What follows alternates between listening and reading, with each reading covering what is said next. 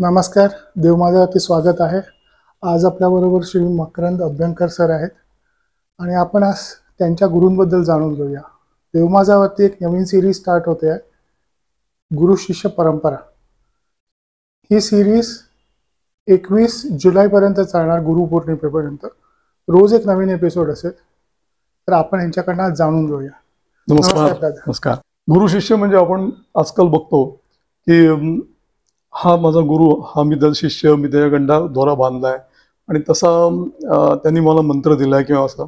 तर आपण परवा भेटलो त्यावेळेस अण्णासाहेबांची आपण 177वी जयंती साजरी करत होतो. त्यांचा जन्म 1847 झाला.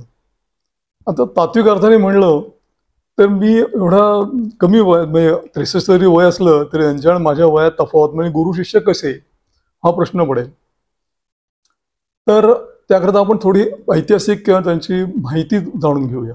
काका, आता एक इम्पॉर्टंट गोष्ट सांगायची आहे, ती म्हणजे समाधी कुठे आहे. कारण तुम्ही सगळेजण पुणेकर जे आहेत, जे पण डेक्कनच्या अलका चौकापासून ते जे शनिवार वारापर्यंत जातात, ती लोक रोज दोनदा तरी ती पास करतात. बरोबर. आता ही कुठे आहे जरा सांगा. बरोबर.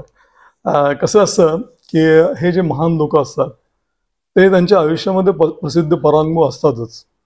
पण आश्चर्य म्हणजे त्यांनी जेव्हा समाधी घेतली त्याच्यानंतर सुद्धा ते आजपर्यंत प्रसिद्ध परांगमुखच आहेत. तुम्हाला आश्चर्य वाटेल की खुद्द शनिवार पेठेमध्ये तांबेबोळ्याच्या पाशी लोकांना विचारलं तर अण्णासाहेबांची समाधी म्हणजे अण्णासाहेब कोण, ते समाधी म्हणजे काय त्यांना माहीत नसेल. बेसिकली अण्णासाहेबांची समाधी आपल्या ओंकारेश्वर मंदिराकडनं आपण जेव्हा शनिवार वाड्याकडे जातो तर जाताना डावीकडे एक मोठं मंदिर तुम्हाला दिसतं. त्याच्या बाजूला एक औदुंबर झाड आहे, कडुनिंबाचं झाड आहे. ते नदी पात्रात आहे ॲक्च्युली. त्या बाजूला ती समाधी दिसते, ती महर्षी अण्णासाहेबांची समाधी. ही समाधी बांधली म्हणजे टिळकांनी पुढाकार घेऊन 1920 साली बांधली. 1917 साली अण्णासाहेबांनी प्रायोपेशन करून देहत्याग केला, समाधी घेतली आपण म्हणतो. आणि नंतर त्यावेळेस त्यावेळेस टिळक होते, टिळकांनी जर पुढाकार घेतला आणि समाधी बांधायला सुरुवात केली ती 1920 पर्यंत ती पूर्ण झाली असं म्हणतात. आता समाधीबद्दल सांगायचं तर अनेक नैसर्गिक आपत्त्या आणि दुर्लक्ष हे सहन करून ती आज इतक्या वर्ष ती उभी आहे आणि सुद्धा आहे त्या स्थितीत उभी आहे. तुम्हाला सांगून नवल वाटलं येईल, कदाचित आश्चर्य वाटेल तुम्हाला की 1961 सालच्या पुरामध्ये समाधीच्या कळसावरनं पाणी गेलं होतं. अर्थात हे सर्व श्रुत आहे, त्यात वेगळं काही नाही. समाधीचा एक टवकाही गेलेला नव्हता. आजही ती समाधी ओरिजिनल फॉर्ममध्ये आहे तशी आहे. हे खास आहे, वैशिष्ट्य आहे त्या समाधीचं. काका, आता दोन गोष्टी सांगा. 1920 आणि आता 2024 साली चालू आहे. बहुतेकांचे जे पण सत्पुरुष होऊन गेले ना, ते गेल्यानंतर 10, 15, 20 वर्ष त्याच्यानंतर सगळंच थांबतं.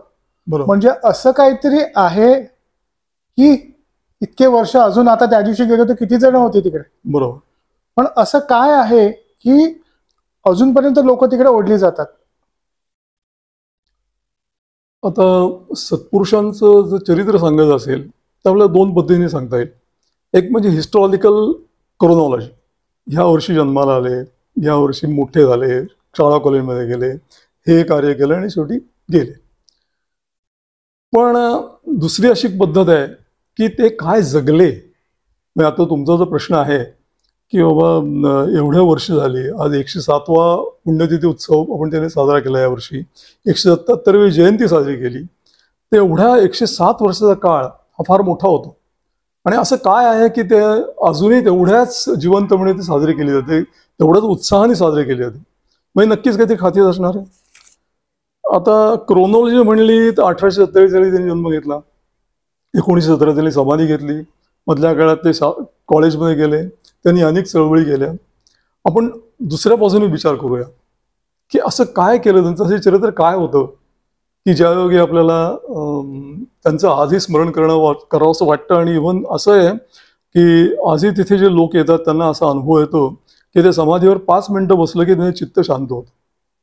असं काय खासियत आहे त्याच्याबद्दल आपण जर विचार करूया तर मला माहीत नाही, पण त्यांची आरती कोणी केली आहे एक्झॅक्टली मला माहीत नाही. अप्रूबुद्धांनी केली असं म्हणतात. आपण त्यांच्या आरतीचा विषय घेतला, त्या आरतीतले निर्णय सगळ्या कडवी किंवा उभ्या घेतल्या. असं काय वैशिष्ट्य आहे, अशी काय ग्रॅव्हिटी, गुरुत्व त्यांच्यामध्ये आहे की जे अजून लोकांना अट्रॅक्ट करतं. अट्रॅक्ट नुसतं करत नाही, इन्फ्लुएन्स करतं, त्यांच्यावर परिणाम घडवतो आयुष्यात. तर अण्णासाहेबांची आरती अशी सुरुवात आहे. जयदेवा योगेश्वरा विनायका गुरुवारा आरती ओवाळितो प्रेमाचे माहेरा. हे तेच रूपात आहे.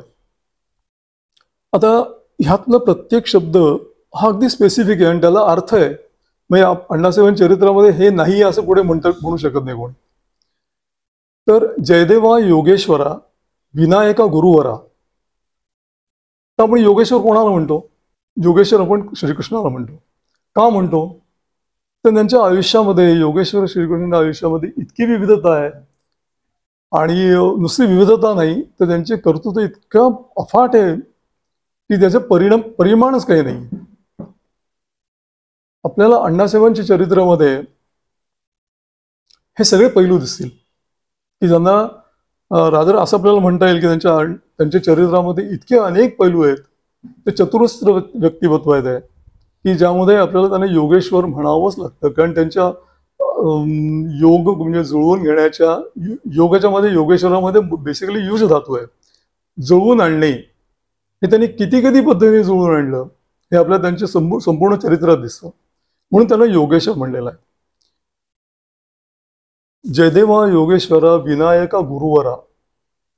आता त्यांनी आपल्या आयुष्यामध्ये, माझ्या माहिती तरी मध्ये त्यांच्या अख्ख्या चरित्रात कुठेही त्यांच्या आठवणीमध्ये कोणी सांगितलं नाहीये की त्यांनी कोणाला तरी शिष्य केलंय आणि त्यांना कोणीतरी गुरु करून घेतलाय. तरी त्यांना उपाधी देताना गुरुवरा म्हणतो.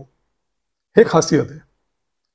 ते एक अत्यंत उत्तम शिष्य होते आळंदीचे स्वामी नरसिंह सरतींचे. त्यांनी निस्सीम भक्ती केली. स्वतःकडे कधी गुरुत्व घेतलं नाही, पण ते सगळ्यांना गुरुस्थानी होते आहेत. रादर त्यांची ख्यातीच अशी आहे की सर्वार्थाने लोकमान्य यांना गुरु म्हणत ते अण्णासाहेब पटवर्धन. म्हणजे तुम्ही सांगता लोकमान्य बाळ गंगाधर टिळक. हो. आणि ते गुरुस्थानी आहे परत हा प्रश्न येतो की कधी टिळक त्यांच्याकडे गंडा बांधायला गेले होते, कधी काय मंत्र घ्यायला गेले होते. त्यामुळे धामधूम एवढी प्रचंड आयुष्यामध्ये होती. त्यांना अशा गोष्टींना, आणि कधी असेल तर आपल्याला माहिती नाही, पण काही गोष्टी आपल्या आयुष्यात अशा घडतात म्हणजे कुठल्याही महान व्यक्तीच्या की जे सिग्निफाय करतात की हे त्यांचे गुरु आहेत, गुरुस्थानी. ते कसे? तर मंडालेवरून जेव्हा लोकमान्य सुटले, पुण्यात आले, त्यावेळेस त्यांनी गीता रहस्य ग्रंथ लिहिला होता. आता गीता रहस्य एवढा मोठा ग्रंथ, गीतेचे ज्याचे ह्या शतकामध्ये, गेल्या शतकामध्ये ज्यांनी भाष्य केलेलं आहे ते 3 जणच आहेत. त्यातले एक लोकमान्य टिळक.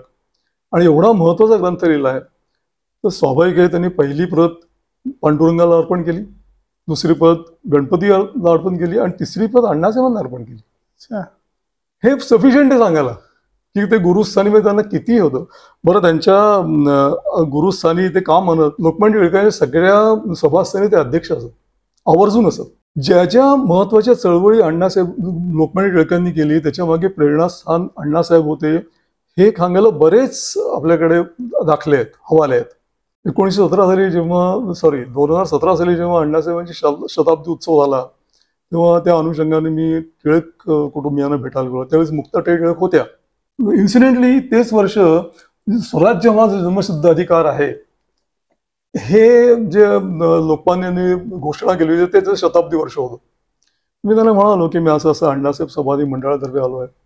मुक्ता त्यांची स्पॉन्टेनियस रिॲक्शन होते, शैलेश आपण अण्णासाहेबांचं कसं नाव विसरलो, तर पत्रिकेत टाक नाव. म्हणजे आज 100 वर्षांनी सुद्धा अण्णासाहेबांचं आणि टिळकांचं नातं काय होतं लक्षात येतं. ह्या अर्थाने अण्णासाहेब गुरुवर. आणि प्रेमाचे माहेरा. माहेरा का? तर तुम्ही आजही अनुभव घ्या. तुमच्या किती विवंचना चिंता असतील, तुम्हाला काही फार मोठा प्रश्न पडला असेल की आपण काय निर्णय घ्यावा, आपलं मन आणि चित्त त्यावेळेस स्थिर नसेल, तुम्ही 5 मिनिटं त्या समाधी मंदिराच्या पायरीवर जाऊन बसा आणि तुम्ही तुमचं मला सांगाल, बाहेर पडलो आणि मला सगळं सुचलं. हे माहेराचं लक्षण आहे. ज्या ज्या ठिकाणी तुम्ही जाता त्यावेळी तुमचं चित्त, मन, बुद्धी स्थिर होते, तुम्हाला मनाची एक प्रकारची शांतता मिळते. ते तुमचं माहेरचं दुसरं काय असू शकेल? दुसरे कुठले उपमा आपण देऊ शकत नाही, म्हणून प्रेमाचे माहेर. म्हणजे दुसरी ओळ अशी आहे, लोपला वेदमार्ग दया ब्राह्मण्य गेले, सोडूनी स्वाभिमान परबुद्धी झाले जन. तो काळ लक्षात घ्या. असं म्हणलं जातं की 1000 वर्ष जे मुघल आपलं काही वाकडं करू शकलं नाही, वाकडा हा वाईट शब्द आहे, पण मुघल हे सनातन धर्माचं काही बिघडू शकलं नाही, ते इंग्रजांच्या 125-150 वर्षाच्या काळात झालं. तर अण्णासाहेबांच्या आरतीमध्ये असं लोपला वेदमार्ग लया ब्राह्मण्य गेले, याच्यातनं त्यांना काय उद्धृत करायचं आहे की वेदमार्ग लयाला गेला होता. आता वेदमार्ग म्हणजे काय?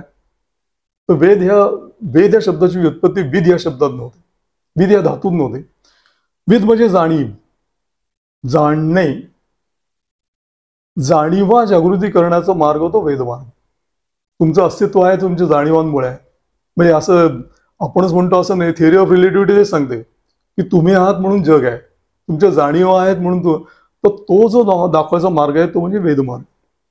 लया ब्राह्मण्य गेले. आता ब्राह्मण्य म्हणजे काय? डेफिनेशन असं सांगते, यजन याजन अध्ययन अध्यापन दान आणि प्रतग्रहण हे 6 धर्म पाळणार तो ब्राह्मण, तो ब्राह्मण. पण हे 6 गोष्टी पाळतो ते ब्राह्मण्य. म्हणजे थोडक्यात काय सांगायचं असेल तर ब्राह्मण्य म्हणजे निस्पृहतेने समाजाच्या करता एक क्षण जगणारा तो ब्राह्मण. आणि ज्यावेळी ब्राह्मण्य कमी होतं विश्वातलं त्यावेळी जग डोलायला लागतं असं म्हणलं जातं. ते कारण हे आहे की स्वतःकरता जगणं, स्वतःच्या प्रपंचाकरता जगणं, स्वतःच्या धर्माकरता राष्ट्राकरता जगणं हा एक भाग आहे, तो व्यवहारिक भाग आहे.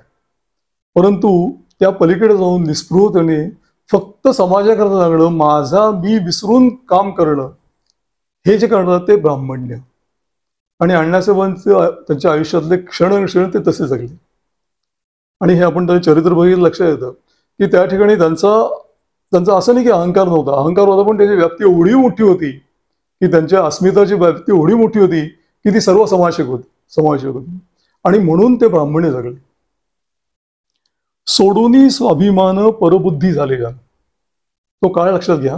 1818 साली जेव्हा भारताची सर्वात शेवटची सत्ता पडली, कोलमडली, त्याच्यानंतर इंग्रज तसं फार धूर्त.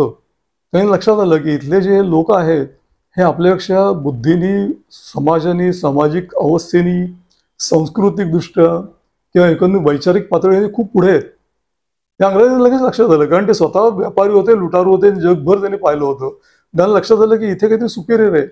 धोपट मार्ग जो आपण जगभर वापरला, याची कतली करा, गोळ्या घाला, माल लुटा, हे इथे जमणार नाहीये. जमलं तरी ते त्याचं आपलं नुकसान जास्त होणार आहे, हे त्यांना लक्षात आलं. मग यांच्याकडे काय वैशिष्ट्य आहे? तर त्याला लक्षात आलं की यांची जी संस्कृती आहे ती ते वेद मार्गामध्ये आहे. आणि ही जोपर्यंत आपण जिंकत नाही तोपर्यंत आपल्याला यांच्यावरती राज्य करता येणार नाही, की यांच्याकडनं आपल्याला पाहिजे ते सगळी गोष्ट लुटता सहज येणार नाही. म्हणून सोडूनी स्वाभिमान परबुद्धी झालं, हे त्यांनी मार्ग अवलंबला. आपल्याला पुढे माहिती आहे 1832 ते 35 साली त्यांचं एक मोठं मंथन झालं की हे सगळं वर्ल्ड आहे, फार ईस्ट वर्ल्ड आहे, याच्यावर आपल्याला राज्य करायचं आहे. तर त्यांच्यावर राज्य करण्याकरता काय केलं पाहिजे? तर त्यांची सगळी सिस्टीम आहे ती आपल्या ताब्यात घेतली पाहिजे. सिस्टीमची सुरुवात शिक्षणापासून करायची. शिक्षणाची सुरुवात काहीतरी काय म्हणतो लालूच किंवा काहीतरी लोभन दाखवून करायची. इंग्रजांनी ते अगदी सिस्टमॅटिकली सुरू केलं. 1832-35 पर्यंत त्यांचा तो विचार पूर्ण झाला होता. आणि मग ते मेकॉलेचं वगैरे आपल्याला सगळं माहिती आहे पुढे इतिहास. 1835 साली त्यांनी प्रत्यक्ष हा हात घातला. त्यांनी शिक्षण संस्था ताब्यात घेतली. इथे इंग्रजी शिक्षण द्यायची सुरुवात केली. आणि नुसतं इंग्रजी शिक्षण देण्यामध्ये शिक्षण देण्याचा हेतू त्यांचा हे नव्हता, ते एवढे विचारांनी प्रगल्भ असे नव्हते. पण ह्या लोकांना आपल्याला नोकर करून ठेवता आला पाहिजे. बरं, हा समाज इतका बुद्धिमान आहे की यांना आपण थोडं शिकवलं तरी आपले चांगले कामगार मिळणार आहेत. ह्या दृष्टीने त्यांना शिक्षण द्यायचं, योग्य तेवढं पाहिजे तेच शिक्षण द्यायचं आणि यांना आपण गुलाम करून ठेवायचं. ह्या गोष्टीमध्ये स्वाभिमान अशा अर्थाने येतो की एकदा तुमची शिक्षणाची घाटणी जर बदलली तर तुमच्या लहानपणापासून तुमच्या मनामध्ये काय डोपिंग करायचं आहे माझ्या हातात येतं. आणि त्याकरता हळूहळू हळूहळू असं एक सिपेज करत तुम्हाला एक प्रकारचे एक काय म्हणतात त्याला औषध देत डोस पाजत पाजत हे तुमच्या मनात बिंबवायचं की आम्ही कशी सुपेरियर आहोत, आम्ही राज्यकर्ते आहोत, तुम्ही जीत आहात आम्ही जेते आहोत, आम्ही तुमच्या राज्यकर्त्या घालवलं, विश्वाची इच्छा आहे की आम्ही तुमच्या राज्य करावं. आणि हे तुमच्या मनात बिंबवलं ठसवलं की मात्र माझं काम सोपं आहे. म्हणजे तुम्ही थोडक्यात ह्युमन रोबोट कसे व्हाल. त्याकरता परबुद्धी सॉल्युशन. आणि त्या काळात 3 प्रकारचे लोक होते. एक म्हणजे असे लोक होते की ज्यांनी ऍक्सेप्ट केलं की हे खरोखरच ईश्वराने दिलेली मोठी देणगी इंग्रज आपल्याकडे आले आणि आपलं राज्य करतायत, ते आपल्या कल्याणाकरता आले. दुसऱ्या प्रकारच्या लोकांचं होतं की बाबा काय असेल ना, आपलं पोटबाळ भरतंय ना, आपला संसार चालतोय ना, ते ठीक आहे. मात्र अण्णासाहेब यांनी किंवा त्यांच्यासारखे जे लोक होते त्यांचा विचार असा होता की हे चाललेलं योग्य नाही चाललेलं. म्हणजे आपण श्रेष्ठ आहोत की नाही कनिष्ठ आहोत हे आपलं सिद्ध व्हायचंय. पण आपलं जे आहे ते सोडून जर आपण गमावलं तर आपण सगळं काही सर्वस्व गमावू. विमाने जगणं आणि ते स्फुल्लिंग सगळ्यांकडे प्रसारित करणं असं एक उदाहरण आहे. अण्णासाहेब मेडिकल कॉलेजमध्ये होते.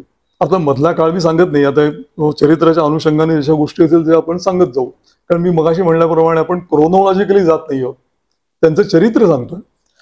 ग्रँड मेडिकल कॉलेजमध्ये ते शिक्षणाला होते.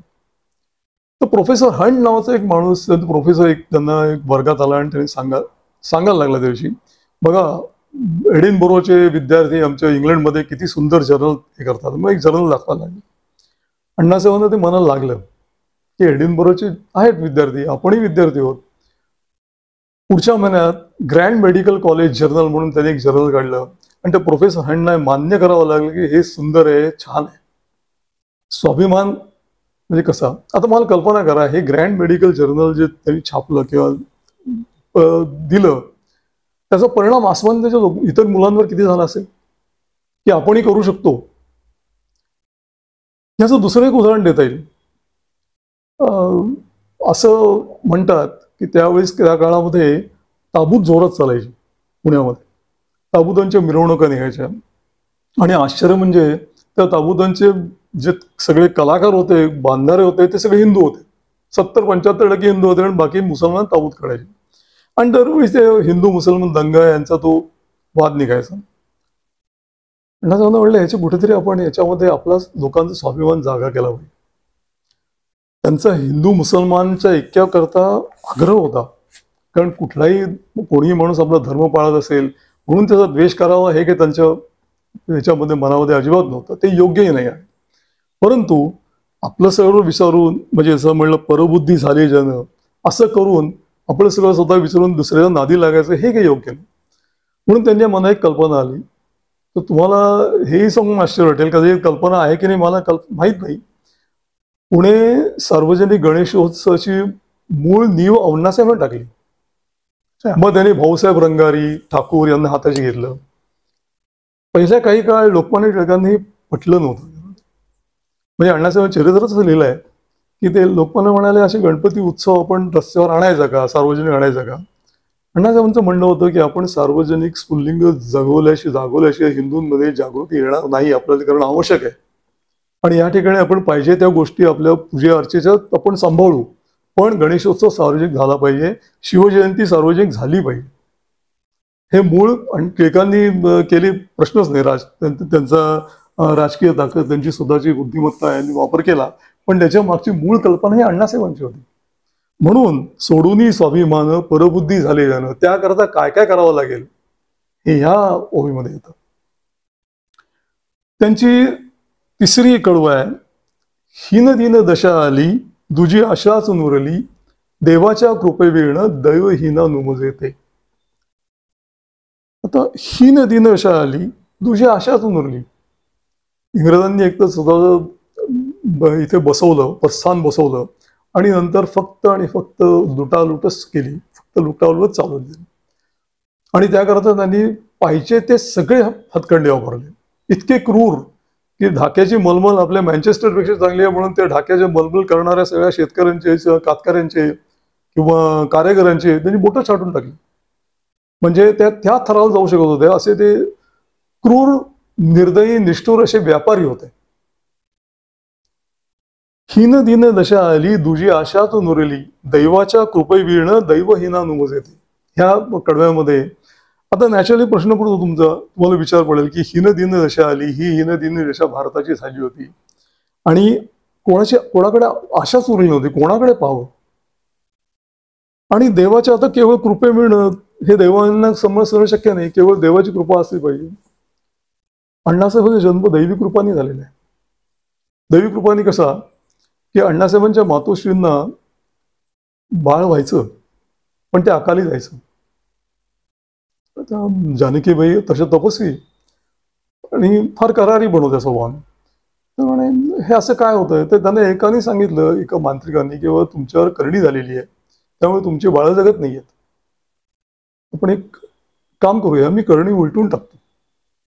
त्यामुळे त्याच्या माणसाचे म्हणे मग म्हणजे काय होईल, म्हणे जे तुम्हाला त्रास झाला त्याला त्रास होईल.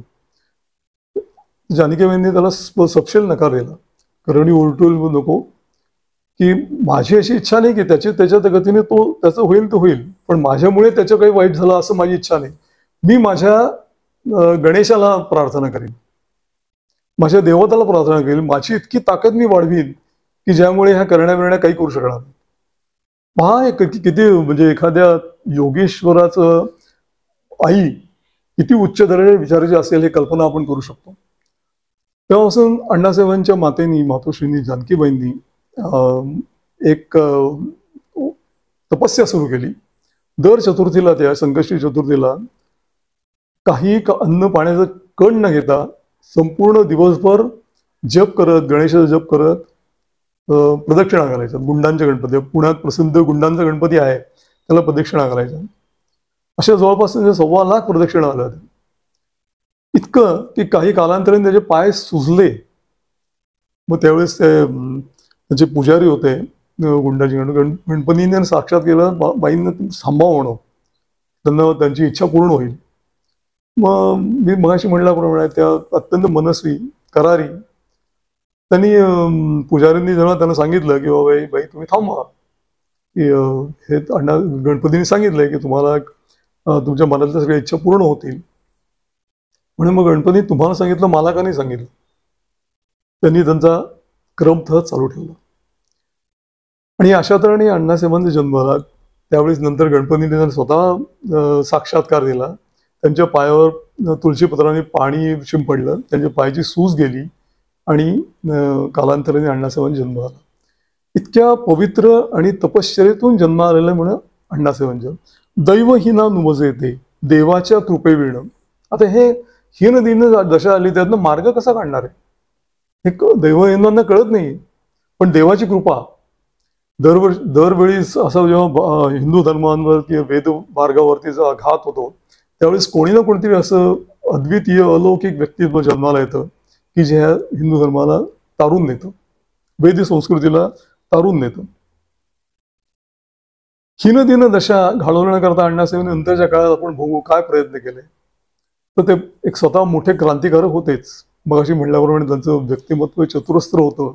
चतुरस्त्रामध्ये काय काय असेल, एखाद्या जन्मामध्ये माणूस किती किती गोष्टी करू शकतो याचं एक क्लासिक एक्झाम्पल म्हणजे अण्णासाहेबांचं चरित्र. तर ते अकल्पनीय आहे, कितीतरी गोष्टी त्या करत होते. ते एक उत्तम वकील होतेच, ते अतिशय उत्तम वैद्य होते. नाडी परीक्षा अतिशय उत्तम होती, म्हणजे पराकोटीचे. ते आपण मग कालांतर मी तुम्हाला सांगेलच कशी होती. ते क्रांतिकारक होते. बहुतेक सगळ्या क्रांतिकारांचे आधारस्थान ते होते.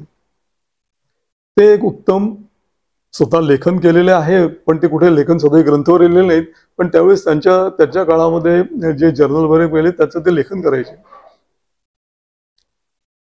पराकोटीचे योगी होते ते.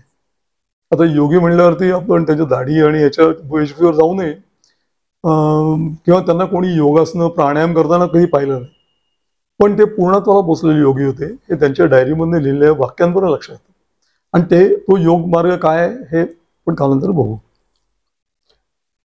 क्रांतिकारक होते म्हणजे क्रांतिकारक फक्त गोळ्या बंदूकवाले होते किंवा असे होते अशी क्रांती म्हणजे आपली कल्पना अशी तीच आहे की इंग्रजी सत्ता उलसून टाकायची म्हणजे मोठी क्रांती करा. सुरुवातीच्या आयुष्याच्या काळामध्ये त्यांनी तेही केलं. लक्षात घेण्यासारखी गोष्ट आहे, वासुदेव बळवंत फडके आणि अण्णासाहेब पटवर्धन एकेक काळी सहयोगी होते. त्यांचा सहयोग होता, एकत्र ते काम करत, काही काळ त्यांनी एकत्र काम केलं. आणि गंमत म्हणजे त्या काळचं वैशिष्ट्य म्हणजे बघा, आपलं भारत, आपली वेदमार्ग, वेद संस्कृती, आपली घडण इतकी हेल्दी होती. त्याचं एक उत्तम उदाहरण म्हणजे हे आहे, वासुदेव बळवंत आणि अण्णासाहेब हे ज्यांच्याकडे शिकले, हे सगळे शस्त्रास्त्र चालवायचे, ते म्हणजे लोधी वस्ताद चाळवे. म्हणजे त्यावेळेस ह्यांना वाटलं नाही आपण चित्पावन ब्राह्मण आणि त्यांच्याकडनं शिकायचं कसं, आणि त्यांनाही वाटलं नाही की यांना आपण शिकवायचं कसं. म्हणजे आपली समाजाची ठेवण किती सुदृढ होती बघा. काही काळात म्हणजे इथे राजाराम पुलापाशी तुम्हाला एक गणेश मंदिर माहिती असेल, प्रसिद्ध आहे. त्या गणेश मंदिरापाशी त्यांची येऊन ते सराव झालाय. त्यावेळी सगळे निबिड अरण्य होतं. तिथे त्यांचा सगळा बॉम्बचा, तलवार, दांडपट्टा याचा सगळं सराव तिकडे झालायचा. आयुष्याच्या पहिले काही वर्ष अण्णासाहेबांनी सशस्त्र क्रांतीचा प्रयत्न केला. अर्थात कालांतराने अण्णासाहेबांना असं पटलं, त्यांचं वासुदेव बळवंतांशी आणि त्यांचा असा काय म्हणतात फारकत झाली. अण्णासाहेबांचं असं म्हणणं होतं की आपला शत्रू इतका प्रबळ आहे, त्यांचं जगभर पसरलेलं साम्राज्य आहे, तर त्याच्यापुढे आपला काय निभाव लागणार आहे. आपण आपले 400-500 हजार 10-12 लोक गोळा करू, आपण त्यांच्याशी काही शस्त्र गोळा करून आपण त्यांच्यावर अटॅक करू, पण ते तेवढं भागणार नाहीये. ते फार प्रबळ आहेत. त्यांच्याशी आपल्याला सर्व पातळींवरून युद्ध करायला लागेल, आणि ती सर्व पातळी गाठण्याकरता आपल्याला जी तयारी करायला लागेल ती करणं आवश्यक आहे. वासुदेव बळवंतांना ते तसं काही पटलं नाही, आणि मग त्यांच्या दोघांत फारकत झाली. आणि पुढे तुम्हाला इतिहास माहिती आहे, अण्णासाहेबांना जी शंका होती ती दुर्दैवाने खरी ठरली. त्याकरता त्यांनी अण्णासाहेबांची जी बैठक होती की आपण सर्व पातळीवर युद्ध केलं पाहिजे, ते म्हणजे काय करावं. तर त्यांच्या लक्षात आलं की इंग्रजांचा जीव व्यापारामध्ये आहे, त्यांची मूळ स्ट्रेंथ व्यापार आहे, आणि व्यापाराकरता लागणारे म्हणून जे शस्त्रास्त्र वगैरे हे आहे, असं काही करायला पाहिजे की ते त्यातनं आपल्याला मार्ग निघेल. ज्यावेळेस 1857चं समर झालं, राज्यक्रांती झाली, त्यावेळेस अण्णासाहेब फक्त 10 वर्षाचे होते. पण त्यांच्या एक लक्षात आलं की 1857चं आपली तयारी, आपले सैन्य हे इंग्रजांच्या पेक्षा खूप जास्त मोठं असताना सुद्धा, की आपल्यामध्ये लढवय्य वृत्ती असून सुद्धा ते जिंकले, कारण ते तंत्रज्ञानात पुढे पडले. नुकतीच तार कम्युनिकेशनचं जे सिस्टीम आहे ते त्यांनी एस्टॅब्लिश केली होती, आणि त्यांचा प्रचंड फायदा त्यांना झाला. त्यांना स्ट्रॅटेजिकली मूव्ह करता आले त्यांचे सगळे सैन्य, आणि आपले सैन्य हारलं. औद्योगिक म्हणाल तर इंग्रजांची दुसरी ताकद व्यापारीमध्ये, आणि व्यापारामध्ये सुद्धा त्यांच्या औद्योगिक क्रांतीचा त्यांनी जो फायदा करून घेतलाय त्याच्यामध्ये. मग त्याकरता काय करावं. अण्णासाहेबांनी त्या काळात सल्फ्युरिक ऍसिडचा कारखाना काढला, काच कारखाना काढला, मराठवाड्याला जिनिंग मिल्स काढल्या. त्याच्या मागचा हेतू हाच होता की ह्या सर्व स्तरांवर आपल्या सगळ्या तरुणांना तयार करावं, व्यापार उदीम बसवावा, त्याची आपली पकड घट्ट करावी, आणि मग इंग्रजांशी त्यांच्या तुल्यबळ पद्धतीने 2 हात करावे. म्हणजे अण्णासाहेब पटवर्धन हे इंडस्ट्रियलिस्ट पण होते.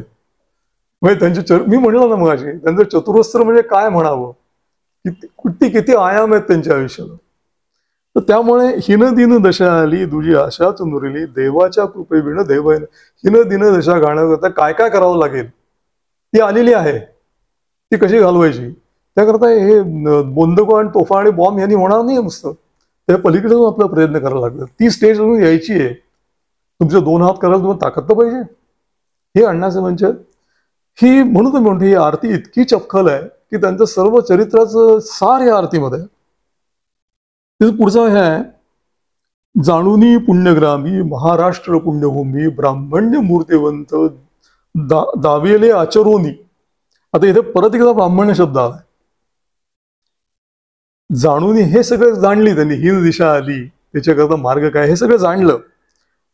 जे सुरुवात पुण्य करणे महाराष्ट्र पुण्यभूमी आणि ब्राह्मण्य मूर्तिमंत दावेले आचरोनी. मी निस्पृह आहे, मी गर्व नाही, मी केवळ देशाकरता जगतो, मला संस्कृती करता जगतो, माझ्या धर्माकरता जगतो, हे म्हणणं सोपं आहे. पण ते दावियले आचरूनी त्यांनी प्रत्येक क्षण आयुष्यातलं असं आचरण लागेल. आणि त्याकरता कुठल्याही लेवलला जाऊन त्यांनी त्याचं स्वतःच्या करता त्याग केलेला आहे. हे तो कसं आपण ते पुढे बघू. आता मगाशी आपण पॅरेग्राफमध्ये बघितलं, हीन दिन दशा आली तुझी आशा चुरे, ह्याच्यामध्ये बघितलं त्याकरता त्यांनी जे इंडस्ट्रीयल लेवलला कशी करावी त्याचा प्रयत्न केला. पण एवढ्याने भागतं का? एवढ्याने भागत नाही. त्याकरता आपल्याला काहीतरी बेस पाहिजे, काहीतरी कुठेतरी जागा पाहिजे. मग त्यांच्या एक लक्षात आलं, आता ह्या ठिकाणी अण्णासाहेबांचं राजकारणी पण दिसतो बरं का. म्हणजे मी म्हणलं चतुरस्र, तुम्ही क्रांतिकारक, एक अत्यंत मोठा देशभक्त, एक इंडस्ट्रियलिस्ट, डॉक्टर, वकील, ते तर सगळं आहेच, ते तर पुढे अनुषंगाने येणारच आहे. पण हे क्रांतिकारक राजकारण स्वभाग असं त्यांच्या असं माहिती झालं, लक्षात आलं की हैदराबादचा जो सालार जंग आहे, म्हणजे त्यांचा मंत्री, महामंत्री, त्यांनी वऱ्हाड प्रांत इंग्रजांकडे पैशाकरता घाण ठेवलेला आहे. निजामाला काही कारणास्तव पैसे लागले असतील, तो वऱ्हाड प्रांत पूर्णपणे घाण आहे. काही कोटी, त्या काळातले काही कोटी रुपयांकरता, 12 कोटी रुपयांकरता घाण आहे. अण्णासाहेबांच्या मनात एक अशी योजना आली की काहीतरी करून आपण हा जर प्रांत मोकळा केला इंग्रजी तावडीतनं आणि तिथे आपलं प्रस्थान मांडलं, तर तिथून आपल्याला आहे ते योग्य गोष्टी साध्य करता येतील. झालं. त्यांनी मनात सुरू केलं. एकदा बुद्धिमत्ता चतुरस्र, साक्षात गणपतीचे अवतार, त्यांनी सालार जंगाशी संधान मानलं. त्यांनी सांगितलं की असा असा प्रांत मी तुम्हाला मोकळं करून द्यायला मदत करीन, तो प्रांत त्यांच्याऐवजी आमच्याकडे तुम्ही ठेव. सालार जंगावर प्रश्नच नाही, हरकत नाही. त्या दोघांचं जसं ठरलं. मग यांच्या अण्णासाहेबांची खटपट सुरू झाली किंवा, आणि त्यावेळेस निजामालाही वाटलं, सालार जंगाला वाटलं की एक पुण्यातला माणूस साधा ते दिसतोय आणि एवढे पैसे कुठून गोळा करणार आहे, याची एवढी क्षमता आहे का? म्हणून त्यांनी टेस्ट घ्यायचे ठरवलं. त्या काळात अण्णासाहेब विद्यार्थी, कल्पना करा, ते LMS शिक्षण घेत होते. LMS त्यांची डॉक्टरीचे शिक्षण हे इंग्रजी शिक्षण घेतलेलं आहे. पुढे वैद्यकीय केली हे भाग सोडू, ते नंतर आपण बघूया. पण त्यांनी त्यावेळेस फ्रेंचांना गाठलं.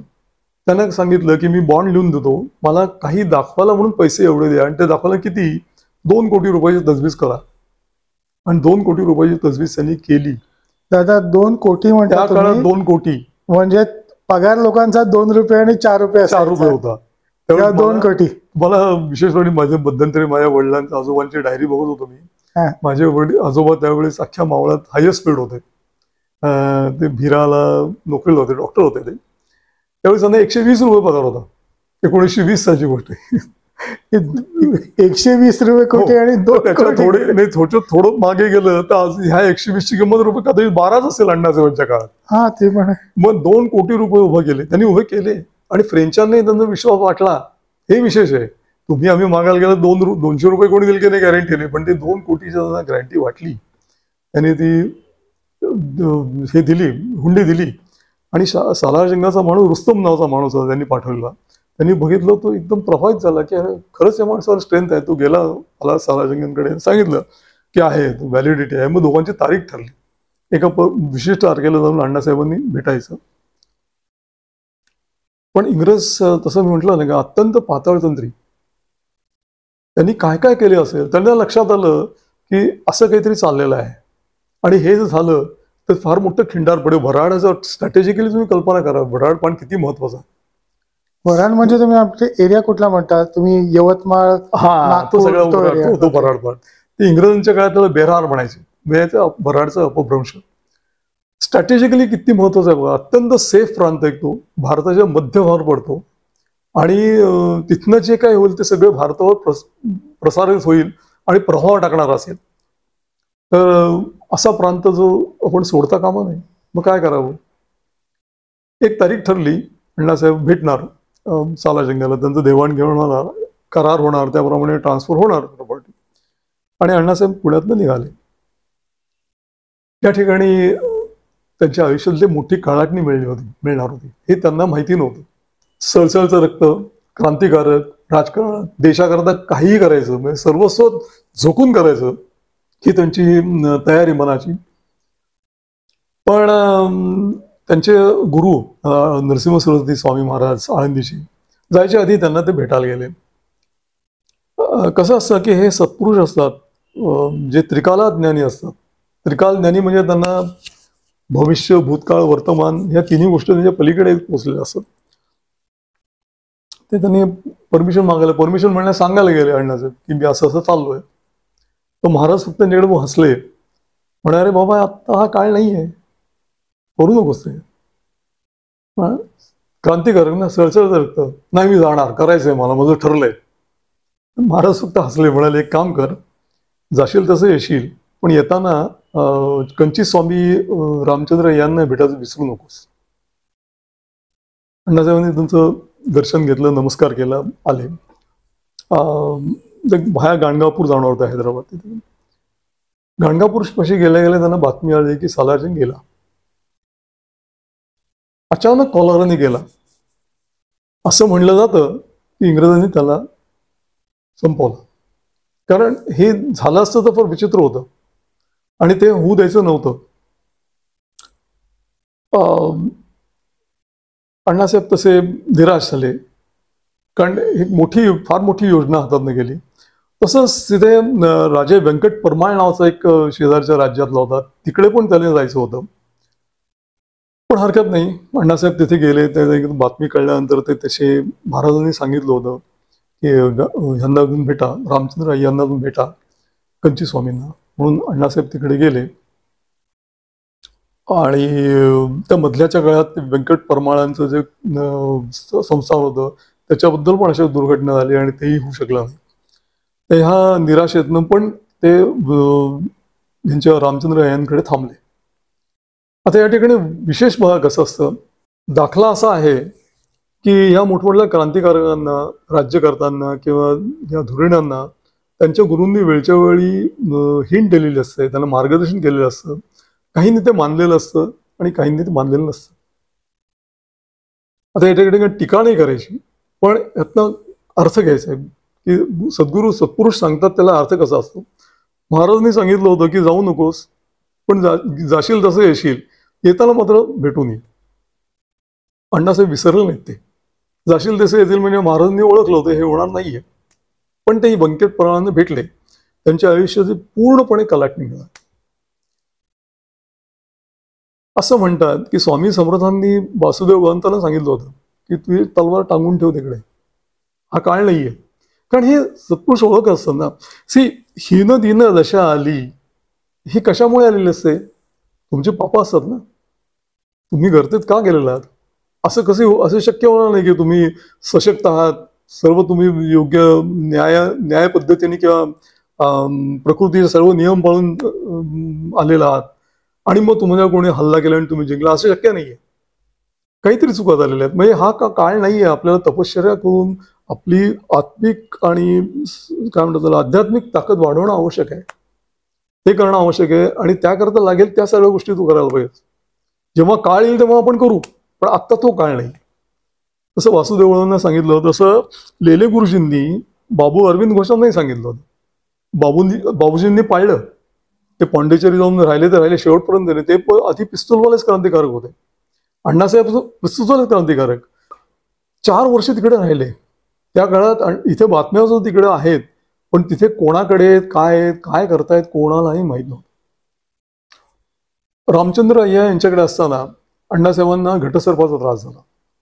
तो इतका की त्यांच्या जीवावर बेतलं, अगदी व्यथित झाले होते ते. रामचंद्र अय्यांनी त्यांच्या पद्धतीने उपचार चालू होते, पण त्यांची अत्यंत अवस्था वाईट झाल्यावरती रामचंद्र अय्या बाहेर आले, आकाशाकडे उजळून हात करून जोरात म्हणाले, वरदडा ह्याला बरा कर, नाही तर मी माझी जीव हसवून मी माझा प्राण देईन. ते म्हणल्या ताबडतोब अण्णासाहेबांच्या शरीरातून एक वेगळी चेतना अशी होऊन गेली. असं म्हणतात, अण्णासाहेबांनी असा उल्लेख केलाय की आतली हाडं वाजवत कडकड आवाज करत माझं सगळे शरीर सरळ झालं आणि मी एकदम बरा व्हावा. आणि नंतर मग त्यांनी त्यात काय साधना केली किंवा काय शिक्षण घेतलं हे आजपर्यंत कोणालाही माहित नाहीये. पण 4 वर्ष तिथे होते. आणि ते अण्णासाहेब 4 वर्षानंतर जेव्हा पुण्यात परत आले तेव्हा त्यांचं पूर्णपणे वेशभूषा बदलली होती. पूर्णपणे बदलली म्हणजे ती दाढी वाढवली होती, एक छाटी होती, एक धोतर होतं आणि त्या एक वैराग्याच्या वेशामध्ये परत आले होते. इथनं त्यांच्या आयुष्याची दुसरी बाजू सुरू होती. म्हणजे म्हणजे महाराजांनी जे सांगितलं होतं ना की हा काळ नाहीये, हा काळ काय करायचा आहे हे कदाचित महाराजांनी त्यावेळेस सुचवलं होतं, त्यांनी दाखवलं.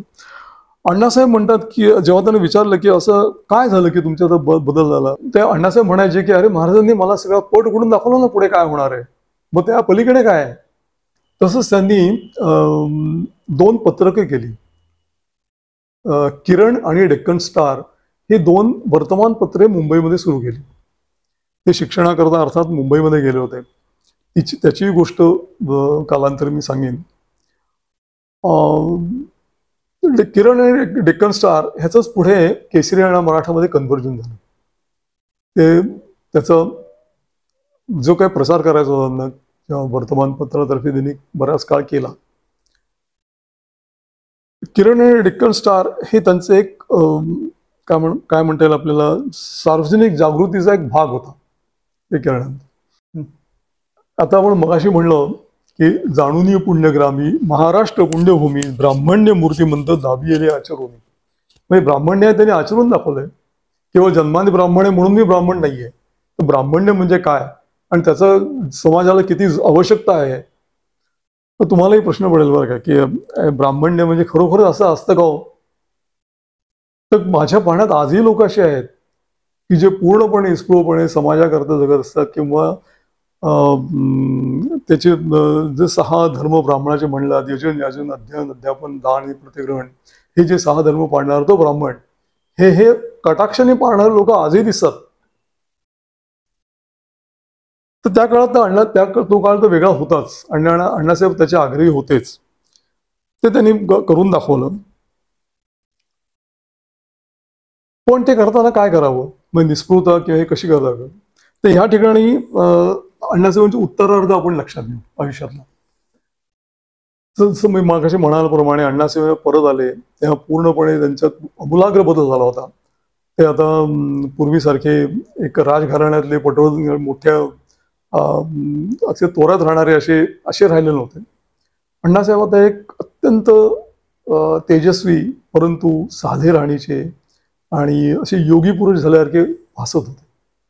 ते असतील कदाचित पण आता भासत हा मुद्दाम शब्द वापरतोय. आणि त्या काळात नंतर त्यांनी काय करावं तर जसं महाराजांनी त्यांना कल्पना दिली होती की बाबा ह्या ठिकाणी आपल्या आध्यात्मिक पातळी आपल्या देशाची वाढवणं आवश्यक आहे. त्याकरता जे काही गोष्टी करणं ती आवश्यक आहे. मग त्याकरता काय करावं. ते पुण्यामध्ये असताना वैद्यकीय शिकले होते लागवणकर शास्त्रीय वैद्याकडे. नंतरचे सलग 36 वर्ष ते पुण्यामध्ये होते. आपल्या फुटका बुरुजाजवळ त्यांचं घर आहे बाबा मागच्या वेळेस त्याचे निळी पत्री असलेलं बारडा पण आहे. निळा फलक असलेला कॉर्पोरेशनचं बांधलं ते अण्णासाहेब राहत होते अशी फलक आहे. तर तिथे ते राहत होते आणि 36 वर्ष त्यांनी विनामूल्य या समाजामध्ये वैद्यकीय केली आणि ते सुद्धा अहोरात्र अहर्दिशी पहाटे उठून रात्री उशिरापर्यंत एकही पैसा न घेता सलग सेवा केली. काय शेवटी समाजाची सेवा ह्याच्यावरनं जे तुमची पातळी वाढते तुमचं आध्यात्मिक उन्नती होते त्याच्याशिवाय दुसरं कुठला उत्तम मार्ग नाही हे आपले अनेक संतपुरुष सांगून गेले. अण्णासाहेबांनी ते स्वतः केलं आचरणात दाखवलं. ह्या काळात कोणी त्यांनी योग करताना बघितलेलं नाहीये पण त्यांना योगेश्वर आपण म्हणतो. म्हणजे योग म्हणजे आपलं ते ट्रेडिशनल आपण त्याला म्हणतो की प्राणायाम आसनं करणारे. अण्णासाहेबांना असं कोणी बघितलेलं नाहीये पण त्यांच्याकडे ते योगाकडे असलेली सर्व लक्षणं होती कशी आली. तर मगाशी म्हणल्याप्रमाणे त्यांनी 4 वर्ष काय तपस्या केलेली हे आपल्या भाग अज्ञात आहे. ते पूर्ण आले तेव्हा पूर्णपणे गोसावी वृत्तीने झाले होते. पण मग ह्या सेवेमधनं त्यांनी पुढे त्याचा दिनक्रम चालवला. बरं दिनक्रम कसा सकाळी उठावं त्यांच्या बाहेर दिवाणखान्यात सदरेवर यावं. त्या काळात बरेचसे पेशंट त्यांसमोर आले असायचे समोर त्यांचं तर तो वैद्यकीय सुरू व्हायची. हा क्रम त्यांचा म्हणजे त्यांचं असे हे होते, काय म्हणतात, ठेवण म्हणण्यापेक्षा आपण असं म्हणूया की त्यांची अशी शिरस्ता होता की शेवटचा पेशंट बघितल्याशिवाय मी माझं थांबवणार नाही. मग तेव्हा मला किती उशीर होत आहेत, मग रात्री 12 वाजवते, 1 वाजवते, कधी कित्येक वेळा 2-2, 2:30 वाजता. मग ते तेव्हा उठायचे, आंघोळ करायचे, त्यांच्या असलेल्या औदुंबराला प्रदक्षिणा घालायचे आणि त्यावेळेस विष्णू सहस्रनाम म्हणायचे. देवदर्शन सुरू व्हायचे. ते त्यांचे ठरलेले 5 मंदिरं होती की ते आवर्जून जायचे. किती उशीर झाला, काशीकळंचा विष्णू, मुंडा गणपती, कसब्याचा गणपती, जोगेश्वरी, भिकारदास मारुती, शनिवार मारुती आणि ओंकारेश्वर, ह्या सर्व देवळांमध्ये ते अवश्य जायचे. आणि त्याला किती वेळ झाला तरी, म्हणजे रात्री उशीर झाला म्हणून हे आता कसं जायचं दर्शन किंवा आपण कसं, हे असा हा तर भागच नव्हता. नित्य नेम आहे तो करायचा. हे करताना त्यांच्या बरोबर जे सहयोगी असायचे त्यांच्याबरोबर ते अण्णासाहेब बरेच अशा गोष्टी ज्या आध्यात्मिक आहेत, सायंटिफिक आहेत. आणि इथे मी सायंटिफिक शब्द मुद्दाम वापरलाय बरं. अण्णासाहेबांनी स्वतः LMS होतेच, पण त्यांना मॉडर्न सायन्सचं वावडं नव्हतं. राहता त्यांनी काही ठिकाणी त्याचे दाखलेही दिलेले आहेत. त्यांनी आपला काच कारखाना केला किंवा सल्फ्युरिक ॲसिडची हे करायला गेले त्यावेळी ते सायंटिफिक नॉलेज त्यांनी घेतलंच होतं आणि त्याचा त्यांनी वापर पण केलेला आहे पुढे. त्यामुळे ह्या सगळ्या गोष्टींच्या बद्दल युनिव्हर्समध्ये विश्वाच्या गूढ गोष्टींच्या बद्दल त्यांच्या आसपासच्या लोकांना सगळं त्यांचं ज्ञान ऐकायला मिळायचं. त्या काळामध्ये म्हणजे अण्णासाहेब हे जेव्हा सगळे करत होते त्यावेळेस त्यांचं धार्मिक बाजू कशी बघत होते, त्यांचा गुरुचरित्रावर प्रचंड विश्वास, श्रद्धा. त्यांना रामनाम लिहायची सवय होती. कित्येक वया ते राम राम श्रीराम जय राम जय जय राम हे लिहून काढायचे. त्यांचा अत्यंत आवडता ग्रंथ म्हणजे तो श्री स्वात्मसौख्य, आळंदीचे स्वामी नरसिंह सरस्वतींचा स्वात्मसौख्य ग्रंथ आहे. तो अण्णासाहेब कधीही न चुकता दररोज वाचायचे. आणि मारुतीला जेव्हा त्यांच्याकडे मारुती होता त्याला प्रदक्षिणा घालता भीमरूपी वरे स्तोत्र चालायचे. आणि ही सगळी गोष्टी त्यांनी आपल्या कामाला टाळून केल्यात असं नाही. ते जे आपलं काय म्हणतात त्याला, त्यांना मिळालेलं विहित कर्तव्य कर्म आहे वैद्यकी किंवा त्यांनी आचरलेलं जे एक तपस्या ती करून झाल्यानंतर ह्या गोष्टी करायच्या. मग कल्पना करा ह्या काळात त्यांना किती निद्रा मिळत असेल.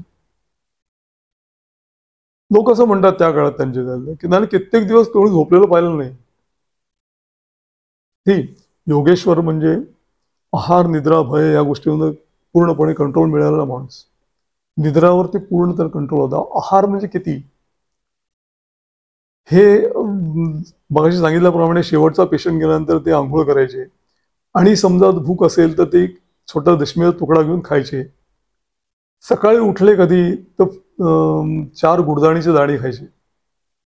हेच त्यांना कित्येक दिवस त्यांना लोकांनी हेच खाताना बघितलेलं आहे. आहारावर पूर्ण कंट्रोल होतो आणि त्यांना आवश्यकता वाटायची नाही. ह्या कंट्रोलची ते परिसीमा किती असावी, म्हणजे स्वतःवरती पूर्णपणे ताबा किती असावा, म्हणजे साधारण त्या भौतिक अस्तित्वावरती किती ताबा असावा. त्याचे क्लासिक उदाहरण म्हणजे अण्णासाहेबांना प्लेग झाला होता. ते प्लेगची साथ होते. अनेक जण त्यांना येऊन भेटायचे. कुठेतरी संसर्ग झाला आणि अण्णासाहेबांना प्लेग झाला. सगळेजण आता त्या प्लेग म्हणजे त्यावेळेस संपला होता सगळं, आता काय राहिलं नाही. काही दिवसाचं काही तासाचा साथी म्हणून घरचे रडायला लागले. आम्ही इंग्रज डॉक्टरला बोलवतो वगैरे, पण असे म्हणले काय आवश्यकता नाही, मी बरा होईन, मला काही होत नाही. आणि म्हणून ते पडून राहिले. नाही म्हणे बोलवतो आम्ही डॉक्टरांना. ते घरचे नॅचरली त्याचे मित्र किंवा त्यांचे स्नेही म्हणाले असतील. मग अण्णासाहेबांनी त्यांना अट टाकली, हरकत नाही त्याला बोलवा तुम्ही, पण तो मला लेखी जर हमी देणार असेल की तुझ्या औषधाने बरं होईल तरच मी औषध घेईन. असं आता कोणी लेखी देऊन देणार आहे. म्हणजे तुम्ही काळजी करू नका, मी 3 दिवसात पूर्ण बरं होईल. असं लोक म्हणतात की अण्णासाहेब 3 दिवस त्या दिवाणखान्यात नुसते निपचित पडून होते. तिसऱ्या दिवशी संध्याकाळी ते उठून उभे राहिले, ठणठणीत बरे झाले. योगेश्वर म्हणजे काय, योगी म्हणजे काय, तर ही त्यांची दिनचर्या होती आणि त्यांची धार्मिक अवस्था होती. पुढचे त्यांची जी ओळ आहे, गायत्री मंत्र राज व्यक्त दाखविले बीज जीव हा विश्वकाय स्वयं ब्रह्मची केवळ. संपूर्ण सनातन फिलॉसॉफी या 2 ओळीत आहे. मला एक आश्चर्य वाटेल हे ऐकलं तर. गायत्री मंत्रराज व्यक्त दाखवेले बीज जीव हा विश्वकाय स्वयं ब्रह्मची केवळ. आणि अण्णासाहेब जगलेत. गायत्री मंत्रराज हा व्यक्त आहे, आपल्या सर्वांना माहिती आहे. सनातन धर्मामध्ये, हिंदू धर्मामध्ये गायत्री हा मूलभूत मंत्र समजला जातो. अण्णासाहेब कायम गायत्री मंत्र जप करायचे. व्यक्त दाखवले बीज म्हणजे काय, संपूर्ण वेदशास्त्र हे बीज मंत्रावरती अवलंबून आहे. बीज मंत्र म्हणजे काय, अशावर वाटत होतात. रिसेंटली 2023 साली ज्याच्याबद्दल बराच उहापोह चाललाय, त्याची मूलभूत कुठे कल्पना आहे बघा, कल्पना करा, आपल्या सनातनमध्ये आहे. त्याचं एक क्लासिक एक्झाम्पल. आपलं असं शास्त्र सांगतं की हे सगळं ब्रह्म आहे, शब्द ब्रह्म आहे. शब्द म्हणजे ओंकाराचा उच्चार ब्रह्मदेवानी चैतन्य स्वरूपात केला आणि संपूर्ण विश्वाची घडण झाली. चैतन्य स्वरूप म्हणण्यापेक्षा एकमेव द्वितीय जे अस्तित्व होतं त्याच्यामध्ये फक्त ओम हा शब्दाचं टोपिंग करून, नवीन मराठी इंग्लिश शब्द मिळण्याचं टोपिंग झालं आणि संपूर्ण विश्व तयार झालं. म्हणून ओम हा बीज मंत्र आहे सगळ्या विश्वाचा. ओम बीज ह्या मधनं सगळ्या विश्वाची निर्मिती झाली. आपल्याकडे कल्पना अशी आहे की हे संपूर्ण प्रत्येक गोष्टीला स्वतःचा बीज मंत्र आहे. मंत्र म्हणजे काय, त्याची संस्कृत भाषेतली ठेवण आणि ती व्याख्या आपण जरा बाजूला ठेवू. सोप्या भाषेत सांगितलं, लहरींचा समूह. लहरींचा समूह म्हणजे बेलता. हा जो रिमोट आहे हा आपल्या दृष्टीने वेदशास्त्राप्रमाणे एक लहरींचा समूह आहे. ह्याला बांधून ठेवलेला आहे त्यांनी. ज्या गोष्टी बांधून ठेवल्या समूहाला ह्याचं तयार झालं हे रिमोट आहे. ही गोष्ट प्रत्येकाला लागू होते.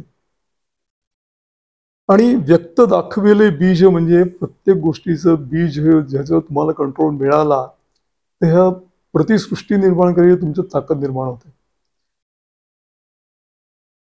तुम्हाला कल्पना असेल 2007 साली CERN इथे एक प्रयोग केला गेला. त्याला CERN मध्ये प्रयोग केला गॉड पार्टिकल शोधायचा. किंवा आपलं गेल्याच वर्षी सत्येंद्रनाथ बोस, हिग्स आणि बोसॉनचे बद्दल चालले होतं. हिग्स गेले त्यातले, सत्येंद्रनाथ बोस यांनी त्याच्यावर आधी बोस आणि आईन्स्टाईननी लेखी लिहिलं होतं की असा असा प्रकारचा पार्टिकल असला पाहिजे की जो सगळ्याला उत्पत्तीला कारण आहे. आणि ते हिग्सनी ते मॉडेल म्हणून हे केलं म्हणून त्यांना नोबेल प्राइज मिळालं. दुर्दैवाने सत्येंद्रनाथ ते आईन्स्टाईन बरोबर असून हिग्स बसून यांना काहीच मिळालं नाही. तो भाग वेगळा. पण हे गॉड पार्टिकलच्या मागे लागले. तर गॉड पार्टिकल म्हणजे काय, तर ते CERN इथे लॅबोरेटरीमध्ये 27 किलोमीटर सायक्लोट्रॉनमध्ये 2 भारित पदार्थ कण एकमेकांवर आदळायचे आणि त्या कणातनं जे आदळण्यातनं त्या ऍक्सिडेंटमध्ये जे निर्माण होईल ते त्याचं निरीक्षण करायचं. आणि त्या निरीक्षण जे करताना जी परिस्थिती असेल ती परिस्थिती म्हणजे विश्वाच्या उत्पत्तीला असेल त्यावेळीच ती असेल अशी त्याची मांडणी, अशी म्हणजे हे हायपोथेसिस आहे. 2013 साली त्यांना तो रिझल्ट मिळाले. 2013 साली ते पहिल्यांदा त्यांना लक्षात आलं की असा पार्टिकल तयार झाला. त्यांनी दुर्दैवाने सुदैवाने किंवा ऍक्सिडेंटली म्हणा त्याने त्यांना गॉड पार्टिकल नाव दिलं की ह्या पार्टिकल ह्या कणामुळे सगळे विश्वाची निर्मिती झाली. मग प्रश्न पडला की ह्या पार्टिकल होता तेव्हा काय होतं, तर त्यांनी नाव दिलं सिंग्युलॅरिटी होती. म्हणजे काय, तिथे तेव्हा काहीच नव्हतं. काहीच नव्हतं म्हणजे काय होतं, सगळं बीज मंत्राची मूळ ते आहे. आपल्याकडे जे पंचमहाभूतांची सुरुवात आकाश तत्वाने सुरू होते त्याची बीज मंत्र किंवा बीज म्हणजे काय किंवा त्या आकाश तत्वामध्ये पूर्णपणे कंट्रोल मिळाल्यानंतर आपण त्यात चैतन्य स्वरूपामध्ये बीज जर तिथं डोप करू शकलो तर विश्व कसं तयार करू शकतो त्याची कल्पना आहे. हे अण्णासाहेबांनी त्यावेळेस, मी रात्री म्हणलो ना, रात्री लोक त्यांच्यावर बाहेर पडायचे, हे सगळे शास्त्र त्यांना सांगायचे. त्यावेळेस प्रयोगशाळा वर्ग नव्हत्या, पण आपल्याकडे जी मूलभूत कल्पना आहे बीज मंत्राची ही म्हणून लोपला वेद मार्ग हा जो शब्द आहे संबंध, तो वेद मार्ग म्हणजे वेदाची मूळ कल्पना काय आहे, बीज मंत्र म्हणजे काय, याची हे उलगडा नजर ते करायचे. जीव हा विश्वकाय स्वयं ब्रह्मची केवळ, म्हणजे तसं थेअरी ऑफ रिलेटिव्हिटी म्हणते की मी आहे म्हणून सगळं जग आहे, मी नसेन पाहणार ऑब्झर्वर नाही. आपल्याकडे दृष्ट आणि दृष्टांत ही जी कल्पना आहे त्रिपुटीची, ती कल्पना थेअरी ऑफ रिलेटिव्हिटीच आहे, रिलेटिव्ह आहे. म्हणजे मी दृष्ट आहे म्हणून दृष्ट्याला अर्थ आहे, नाही तर काय अर्थ नाहीये. रादर मॉडर्न क्वांटम मेकॅनिक्सची सुरुवात जी आहे, आईन्स्टाईन सुद्धा त्यावेळेस इरिटेट होऊन म्हणाला श्रोडिंजरला की बाबा तुम्ही जे काय बोलतोयस की बाबा हे सगळं क्वांटम लेवलला हे वर्ल्ड हे इल्युझिव्ह आहे, पण इल्युझिव्ह म्हणजे माया आहे, हे खरं आहे का? म्हणजे तुझं म्हणणं असं आहे की मी चंद्राकडे पाहत नसेल तो चंद्र तिथे अस्तित्वात नाही. त्या श्रोडिंजर म्हणाल हो खरं आहे, ते चंद्राला अर्थ आहे तुम्ही पाहताय म्हणून आहे, अदरवाईज त्याला काय अर्थ नाहीये, तो नाहीच आहे तिथे. जीव हा विश्वकाय स्वयं ब्रह्मची केवळ. आता तुम्हाला गमत वाटेल की हे अण्णासाहेबांनी कुठे लिहिलं असेल, तुम्ही त्यांच्या चरित्रात कोणी सांगितलं असेल. त्यांनी एक ब्रह्मर्षीज गॉस्पेल नावाचं एक त्यांचं एक कंपायलेशन आहे. असं म्हणतात की ब्रह्मर्षीज गॉस्पेलमध्ये तुम्ही, माझ्याकडे पण पुस्तक आहे, दादा बोडतकर नावाचे नागपूरचे आमचे एक गेले आता गेल्या वर्षापूर्वी निवडत आले ते, पण एक फार चांगले तपस्वी होते, त्यांनी त्याचं ट्रान्सलेशन पण करून ठेवलंय. तुम्ही ते वाचलं तर लक्षात येईल की हे केवळ लिगल भाषेमध्ये काहीतरी लिहिलेलं आहे. म्हणजे लिगल भाषेमध्ये म्हणजे काय, सगळ्या लॉचे त्यांनी रेफरन्स दिलेला आहे. म्हणजे ग्रिको रोमन लॉ काय म्हणतोय, तुमचा लॉ काय म्हणतोय, आणि त्याच्या पार्श्वभूमीवरती आमचा लॉ काय सांगतो. अण्णासाहेब सुद्धा वकील होते त्यामुळे ते लिहिले. असं म्हणतात, मला ते एक्झॅक्ट माहित नाही, की हे त्यांनी प्लेंट लिहिली होती. कोणाकरता? त्यांच्याकडे शेतकरी आले होते आणि त्यांनी सांगितलं की ब्रिटिश लोक आमच्याकडे ब्लॅटंटली आमच्या जमिनी एक्वायर करतात, तर तुम्ही काहीतरी करा. म्हणून खटला भरण्याकरता ते प्लेंट लिहिली होती की बाबा तुम्ही असं नाही करू शकत.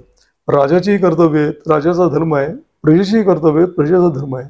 आणि तुमचा लॉ काय म्हणतो, तुमचा कायदा ग्रिको रोमन काय म्हणतोय, तुमचं इंग्रजी लॉ तर मॉडर्न लॉ काय म्हणतोय, आणि आमचा करता लॉ काय म्हणतोय, हे करता त्यांनी लिहिलं होतं. अण्णासाहेबांचं असं म्हणणं होतं की law of deterrence is not at all law. Law of deterrence म्हणजे धाकधपटशाचा कायदा हा काय कायदा असू शकत नाही. असा कायदा पाहिजे की ज्याने समाजाचं उत्थान होईल, आणि तो आमचा कायदा आहे. तुम्ही 100 गुन्हेगारांना फाशी देईल, 101 तयार होईल, ते कसं थांबवणार? तर तुमच्या समाजाची घडण, त्या घडणेकरता लागणारा कायदा असा काय असला पाहिजे की संपूर्ण समाज उत्थान होईल. आणि त्या काळात जी तुम्हाला त्या काळात उत्थानाच्या प्रक्रिया म्हणून जर तुम्हाला काही करायचं असेल तर ती शिक्षा असेल पाहिजे, आणि ती कशा प्रकारची असेल पाहिजे अशी आमच्याकडची ठेवण आहे. हा तुमचा लॉ डिटरन्सचा लॉ नाही. अण्णासाहेबांनी त्याच्यामध्ये म्हणजे बघा संदर्भ कसा, अण्णासाहेबांनी त्यावेळेस विश्वाची उत्पत्ती कशी झाली, म्हणजे कर्तव्याची जाणीव करून देतात राजाचे त्यांनी सांगितलं.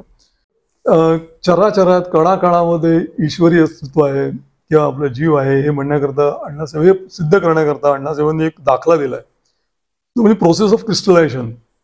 प्रोसेस ऑफ क्रिस्टलायझेशन म्हणजे प्युरिफिकेशन प्रोसेस केमिस्ट्रीमध्ये वापरली जाते. ती म्हणजे काय, आता समजा तुमच्याकडे मीठ आहे, तर तुम्हाला माहिती मिठामध्ये खूप इम्प्युरिटीज आहेत. तुम्हाला शुद्ध स्वरूपात मीठ पाहिजे तर तुम्ही काय करावं, तर तो पदार्थ एखाद्या द्रावणामध्ये संपृक्तपणे तुम्ही हे करता, मिसळता. त्याचं पूर्णपणे संपृक्त द्रावण तयार झालं की त्याच्यामध्ये त्याला स्थिर होऊ देता, त्याच्यावरती एक कण त्याचा ओरिजिनल टाकता आणि त्या मिश्रणाला तुम्ही सोडून देता. कालांतराने सगळे क्रिस्टल्स एकत्र होतात आणि इम्प्युरिटी बाहेर पडते आणि तुम्हाला शुद्ध स्वरूपात मीठ किंवा तुम्हाला जो पाहिजे तो पदार्थ मिळतो. ही प्रोसेस ऑफ क्रिस्टलायझेशन आहे. अण्णासाहेबांनी त्यांचा त्या रेफरन्स दिला आहे की who tells that crystal that this is the uniformity and this is the thing I want to collect together. म्हणजे त्याकडे त्या ठिकाणी जाणीव आहे, जीव आहे. तुम्ही त्याला निर्जीव म्हणता, याचा अर्थ म्हणजे त्यांच्या ठिकाणीही जाणीव आहे. एका लिगल प्लेंटमध्ये त्यांनी केमिस्ट्रीचं नॉलेज घेऊन त्याचा एक सायंटिफिक बेस सांगितलाय. पुढे त्याचं प्लेंटचं काय झालं ह्याचं काय संदर्भ माहित नाही. त्यांचं ते लिहिलेलं प्लेंट सापडली, ते कोणी अप्रूबुद्धांनी छापली. अण्णासाहेबांच्या आरतीतली पुढची ओवी अशी आहे, गायत्री मंत्रराज व्यक्त दाखविले बीज, जीव हा विश्वकाय स्वयं ब्रह्मची केवळ. आता ऐकणाऱ्याला किंवा पाहणाऱ्याला वाटेल की बाबा ह्याचा इथे संबंध म्हणजे त्यांच्या चरित्राशी संबंध काय आहे. तर गायत्री मंत्रराज व्यक्त दाखविले बीज, जीव हा विश्वकाय स्वयं ब्रह्मची केवळ. मगाशी म्हणल्याप्रमाणे लोपला वेदमार्गातला हा तुझं एक्सटेन्शन आहे. वेदमार्ग म्हणजे विद या धातूपासून उत्पन्न झालं वेद, जाणीवांचा मार्ग तो वेदमार्ग, हे आपण मगाशी पाहिलंच. तर शेवटी जाणीव म्हणजे त्यातनं गाठायचं काय आहे. जीव हा विश्व काय आहे, स्वयं ब्रह्मची केवळ. आता विश्व काय एकच शब्द आहे, म्हणजे विश्वस्वरूप आहे जीव आणि तो स्वतःच ब्रह्म आहे. हे जाणण्याचा मार्ग तो वेदमार्ग. आणि अण्णासाहेबांनी त्यांच्या आयुष्यात पदोपदी जगून दाखवलं. आणि गायत्री मंत्रराज व्यक्त दाखविले बीज म्हणण्याचा अर्थ काय, त्याच्या मागचा मतीचा अर्थ काय. मगाशी म्हणल्याप्रमाणे रात्री जेव्हा अण्णासाहेब देवदर्शनाला बाहेर पडत असत तेव्हा बऱ्याच लोकांशी, बऱ्याच विश्वातल्या गूढ गोष्टींशी, त्यांचा शास्त्रीय बेसशी आणि आपल्या संस्कृतीच्या मुळाशी जे गुह्य आहे त्याच्याबद्दल ते बोलत असायचे. त्यावेळेस बीजमंत्रांचे आवर्जून उल्लेख करत की आपलं जे मूळ ज्ञान आहे ते सांगतं की हे सगळं शब्द ब्रह्म आहे. ओंकाराचा उच्चार झाला आणि संपूर्ण विश्व निर्माण झालं. म्हणजे ओंकार म्हणजे काय, तसं प्रत्येक गोष्टीमध्ये काय असं बीज असं, तर त्यामुळे प्रत्येक गोष्टीमध्ये बीज मंत्र हा मूलभूत आहे. आता मंत्र आणि बीज मंत्र म्हणजे काय, फार डिटेलमध्ये आपण जायला नको. थोडक्यात सांगायचं म्हणजे बीज मंत्र म्हणजे लहरींचा, ऊर्जा लहरींचा एक संगम, एक घाटणी, एक घडण म्हणजे बीज मंत्र. उदाहरणार्थ ओम म्हणलं विश्व जन्माला, तसे गणपतीच्या याच्यात गम गणपती नमः, गम हा गणपतीचा बीज मंत्र आहे. प्रत्येक वस्तूला बीज मंत्र आहे, तो लहरींचा समूह आहे. मूळ हे सगळं ऊर्जा स्रोतच आहे आणि ऊर्जेच्याही पलीकडे जाऊन एकमेव द्वितीय असं ब्रह्म आहे की त्याच्यातनं हे सगळं उत्पन्न झालेलं आहे. त्यामुळे गायत्री मंत्रराज व्यक्त दाखविले बीज, जीव हा विश्वकाय स्वयं ब्रह्मची केळ, हे अण्णासाहेबांनी त्यावेळेस फार डिटेलमध्ये उद्धृत करून सांगितलं लोकांना. म्हणून ही ओवी इथे घातलेली आहे. एलेमस असलेलं, राजकारणी असलेलं, तसे बरेच क्रांतिकार असलेले व्यक्तिमत्व, पण त्याची मूलभूत संकल्पना आपल्या सनातन धर्मातील इतकी पक्की होती, हे यातनं आपल्याला दिसतं. त्याची पुढची त्यांची ओवी आहे, ती अशी आहे, परमात्मा गुरुमूर्ती नरसिंह सरस्वती सच्शिष्य राटेने प्रार्थिले जन्मभरी. अण्णासाहेबांना बरेच जण विचारायचे की अण्णासाहेब तुम्हाला जसं धुळ्यांच्या पद्मनाभ स्वामींना महाराजांनी हटवूक शिकवला, काही जणांना शब्दतंत्र शिकवलं, अशा बऱ्याच लोकांना बऱ्याच गोष्टी दिल्या, तुम्हाला काय दिलं. त्या अण्णासाहेब काही उत्तर द्यायचे नाहीत, फक्त हसून म्हणायचे, पाहिला घे माये देवाचाही देव, फिटला संदेह निमाले दुजेपण. म्हणजे दुसरे पण काही नाही. आता ह्याचं मला याच्याबद्दल पूर्ण शंका राहिलं की हे परात्पर ईश्वर स्वरूप आहे. पुढे आपण उल्लेख करूच, अण्णासाहेबांना एकदा कोकणातनं दांडेकरांनी प्रज्ञावन स्तोत्र आणून दिलं, त्याची गोष्ट पुढे मी सांगेनच. ते मिळाल्यावरती अण्णासाहेबांनी त्याच्यावर एक वाक्य लिहून ठेवलंय, मी ते शब्दसह वाचून दाखवतो, म्हणजे त्यात कुठे गडबड होता कामा नये. त्याच्यावरती लिहिलंय कुठल्या तारखेला काय म्हणून दिलं, काय वार होता आणि त्याची पार्श्वभूमी लिहिली. आणि त्याचं महत्वाचं वाक्य असं होतं, यावरून श्रींचे ईश्वरत्व म्हणजे सर्वज्ञत्व, सर्व साक्षीत्व, सर्व व्यापकत्व व दांडेकर यांची योग्यता आणि श्रींच्या ठिकाणी असलेली भक्ती ही सर्व दिसून येतात. पहा, महाराजांना त्यांनी किती उपाधी दिलेत. ईश्वरत्व, सर्वज्ञत्व, सर्व साक्षीत्व, सर्व व्यापकत्व. म्हणून याच्यामध्ये उल्लेख करताना ओवीमध्ये परमात्मा गुरुमूर्ती, परमात्मा साक्षात परमात्मा आहे. सच्शिष्य राजाने प्रार्थीले जन्म. सच्शिष्य म्हणजे काय हो, कायम तो एखाद्या गुरुच्या पाशी असणारा किंवा त्याची पुढे मागे लगबग करणारा, त्याची सेवा करणारा, हा एक भाग आहेच. गुरूंची सेवा करावी त्याला दुमत नाही, पण त्याही उपर गुरूंचा संदेश तत्वतः जगणारा तो खरा सच्शिष्य. खूप दिवस रात्र कौतुक करतोय, पण गुरूंची आज्ञा काय, गुरूंचं म्हणणं काय, गुरूंचं ध्येय आणि ध्यास काय ते दुर्लक्ष करणारा तो कसा गुरु असेल, सच्शिष्य असेल. अण्णासाहेबांनी पूर्ण आयुष्य ते तसे जगले, म्हणून ते सच्शिष्य. आणि कशा प्रकारे मी मगाशी म्हणल्याप्रमाणे अण्णासाहेबांनी स्वतःला कधी कोणाचा गुरु करून घेतला नाही किंवा कोणाला कोणी शिष्यही केला नाही. म्हणजे कोणाला गुरु म्हणून, कोणाकडनं गुरु म्हणून घेतला नाही आणि कोणाला शिष्यही केला नाही. प्रत्येक वेळी ज्याच्या ठिकाणी काही प्रसंग येईल तेव्हा म्हणतील, ते म्हणत असत महाराज करतील, महाराज करतायत, महाराज बघतायत. अरे महाराज आहेत ना. महाराजांशिवाय दुसरे त्यांनी कुठलाही शब्द काढला नाही. सच्शिष्य हा आहे. म्हणून त्या अर्थाने आपण सच्शिष्य रहाटीने प्रार्थिले जन्मभरी, त्यांनी जन्मभर ह्या स्पिरिटमध्ये राहिले. त्याची पुढची सर्वात शेवटचा जो आहे पॅरेग्राफ किंवा ओळ त्यांच्या आरतीतली फार महत्वाची. की अण्णासाहेबांनी काय साध्य करायचं होतं? सकळा अंतर्यामी पूर्ण प्रगट व्हावे, हीनता सर्व जावी, य परवे मुक्तीसी द्यावी. जे महाराजांनी सांगितलं होतं, हा काळ तो नाहीये. सगळं आध्यात्मिक उन्नती व्हायला पाहिजे, त्या उन्नतीचा भाग म्हणून हे होत राहील. एकदा तुम्ही आध्यात्मिक दृष्टीने तुमचा समाज वर आलाय की ह्या गोष्टी ज्या नको त्या गोष्टी त्या बाजूला वळते, मग त्याकरता क्रांती होईल. कदाचित त्याकरता भगवान कृष्ण म्हणाल तसे युद्ध पण करायची गरज पडेल, ती होईल. उद्देश मूळ आणण्याचा हा सकळा अंतर्यामी पूर्ण प्रगट व्हावे. पूर्ण म्हणजे काय? ईशावास्य उपदेशाचे आपण शांती म्हणतो. पूर्ण वेदम पूर्ण, पूर्णमद पूर्णमिदम पूर्णात पूर्णमुदच्यते पूर्णस्य पूर्णमादाय पूर्णमेवावशिष्यते. त्यातलं पूर्ण म्हणजे ही स्वतः एक मोठी फिलॉसॉफी आहे की हे सगळं पूर्णच आहे, तर अपूर्ण काही नाहीये. आणि ही जाणीव करून देणे सकळा अंतर्यामी. अण्णासाहेब स्वतः सोळवळचे फार मोठे भोगते होते असं म्हणतात. पण मग सोळवळ म्हणजे काय हो? त्यांना फक्त लोकांनी बघितलंय, त्यांना कधी जरी भरजरी सोळं बिळ घालून कोणी पाहिलं नाही. काम संपलं, विहिरीवर जायचे, पूर्णपणे आंघोळ करायचे, ओले त्यांनी प्रदक्षिणा घालून स्तोत्र म्हणायचे. सोळं दिवसभरामध्ये माझ्याकडे आलेला पारशी आहे, इंग्रज आहे, मुसलमान आहे, शूद्र आहे, SC ST आहे, काय कोणी आहे, ब्राह्मण आहे, कधीही नाही. कोणाला एवढंच नाही तर एखाद्या मुलीची नाडी धरून त्यांनी सांगायचे, बाई तुला मी औषध 3 दिवसांनी देईन. मग त्यांना त्याचंही विटाळ किंवा सोळवळ नव्हतं. त्यांना ते ओळखायचे काय आहे की बळे ह्या आत्ता औषध फसवं दिलं जाईल, 3 दिवसांनी आत्ता तात्पुरतं औषध देते असेल त्या, पण 3 दिवसांनी परत ये. मग सोळवळची कल्पना इतकी क्रिस्टल क्लिअर होती. जे स्वतः पाळायचं ते सोळं. सकळा अंतर्यामी, मला सगळ्या समाजाचं उत्थान करायचं. मग त्यात अशा या गोष्टीमध्ये अडकून पडणार का? कधीच नाही.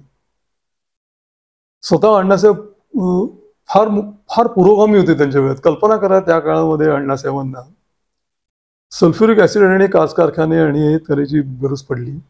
तसंच त्यांनी त्यांच्या आयुष्याच्या क्रांतीच्या पहिल्या काही वर्षामध्ये समाजामध्ये अनिष्ट प्रथांच्या विरुद्ध सुद्धा आवाज उठवला होता. मग इतका की विधवा विवाह पुनर्विवाहापर्यंत त्यांनी चळवळीत भाग घेतला होता. नंतर त्यांनी लक्षात आलं की ह्याच्यामध्ये ज्या ज्या ठिकाणी बाहेरच्यांची इन्फ्लुएन्समुळे केलं जातंय त्यांच्यामध्ये आपण असणार नाही. मला योग्य वाटतंय, मला जे योग्य वाटतंय ते बाजूला काढणार मी, म्हणून मी भाग घेईन. केवळ कोणाची इन्फ्लुएन्समुळे किंवा त्याच्यामध्ये ऐशोआराम होतोय किंवा मजा होतीये म्हणून तो असं असणार नाही. पण अण्णासाहेब सगळ्या पुरोगामी याच्यामध्ये चळवळ होते. पराकोटीचे विद्वान, पराकोटीचे वेदशास्त्रांवरती, गुरुचरित्रांवरती, स्वात्मसौख्यावर पूर्णपणे विश्वास असणारे, श्रद्धा असलेले अण्णासाहेब हे पुरोगामी सुद्धा होते. कारण पुरोगामीत्व गैर नाहीये. पुरोगामीचं जे आता अवडंबर चाललंय ते गैर आहे. पुरोगामीच्या खाली माझं सगळं टाकाऊ आणि तुमचं बाहेरचं नवीन ते सगळं चांगलं, परबुद्धी झाली जन, ते तो हा भाग आहे.